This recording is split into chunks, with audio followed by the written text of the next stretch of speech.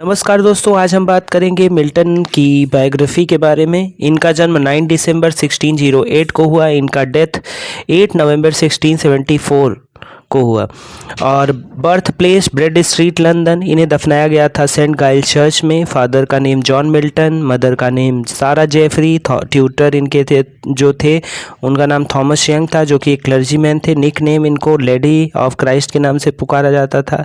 Alma mater ये Christ college Cambridge के थे। क्लोज फ्रेंड इनके चार्ल्स ड्यूडेटी थे स्कूल टाइम पे, और एडवर्ड किंग जो थे इनके कॉलेज फ्रेंड थे, जिनकी शिपरेक से डेथ हो गई थी आयरिश सी में।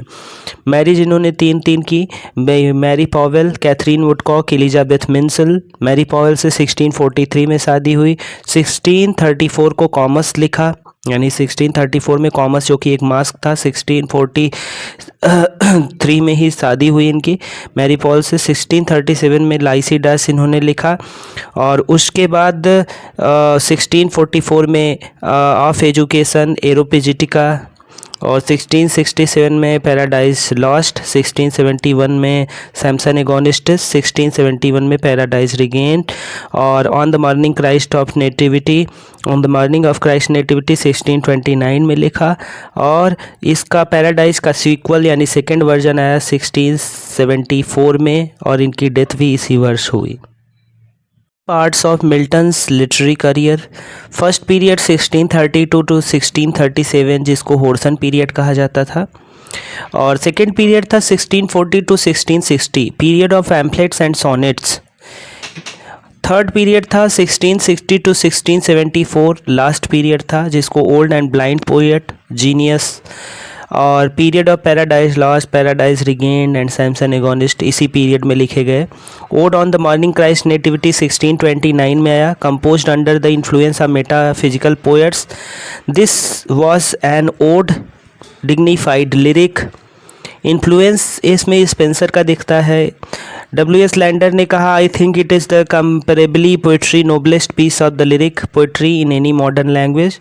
और ये कहीं ना कहीं क्राइस्ट इनकारनेशन को और क्रूसिफिकेशन डिवाइडेड इनटू दो स्टेंजा में इसे डिवाइड किया गया था। एल एलिग्रो एल पेंसरेशो 1631 में 18 पोएम्स थी। L'Allegro means joyous man, happy man. Personal poem थी। Poet invoke goddess of mirth को इन्वोक करता है पोएट। और कहीं ना कहीं जो एल पेंसरोशो है उसमें invocation of goddess of melancholy, it shows the cavalier outlook of the poet। और melancholy पोएम भी कहते हैं। 1634 में कॉमर्स है, जो कि एक मास्क था, लेडी एक द लेडी थी जिसको टेम्प्ट करने की कोशिश में, और इसे 1634 में प्रेजेंट किया गया एट द लुडलो कासल में। 1637 लाइसिडास ए पेस्टोरल इलेजी, और वर्ल्ड की फाइनेस्ट इलेजी से माना जाता है। होर्सन पोएम में ये लास्ट होर्सन पोएम थी, और ये उनके फ्रेंड एडवर्ड किंग को डेडिकेटेड थी, जो कि आयरिश सी में जिनके सिपरेक के कारण डेथ हो गई थी, और ये रेगुलर राइम में लिखी गई हुई पोएम है। प्रोज वर्क्स इनके 1642 में एंटी प्रीलेटिकल पैम्फलेट्स आए। Church discipline, prelatical episcopacy, animadversions, reason of the church government, apology for Smectymnuus. और 1643 to 1645 the divorce pamphlets, doctrine and discipline of divorce, judgment of Martin Bucer, Tetrachordon, Colasterion, ये उनके कुछ मतलब tracts थे, divorce tract. 1644 में of education एरोपेजिटिका दोनों आए। 1649 the tenure of kings and magistrate आया, इक्नोक्लास्टिस भी आया। 1651 में डिफेंसियो प्रो पापुला, 1654 में डिफेंसियो सेकंडा, 1605 में डिफेंसियो pro se, 1660 the ready and easy way to establish free commonwealth, और उसके बाद आया कॉमनवेल्थ, हाँ ठीक, 1640 टू 58 रिमेनिंग 16 इंग्लिश सोनेट्स आई। Of reformation, touching of church discipline, ये आया। First plan suggest that English church should emulate the example of Scottish church.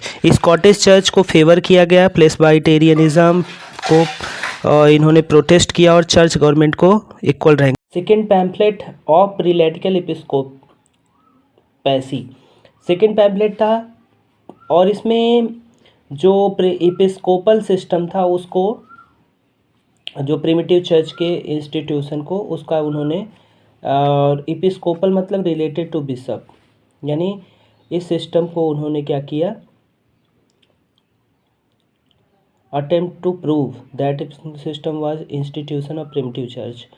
Any made version on remonstrations, he criticized his opponent Bishop Hall इस कृति में. The reason of church government against prelacy, prelacy government जो church की थी, clergy की high social rank of power को उसको दर्शाया है इसमें.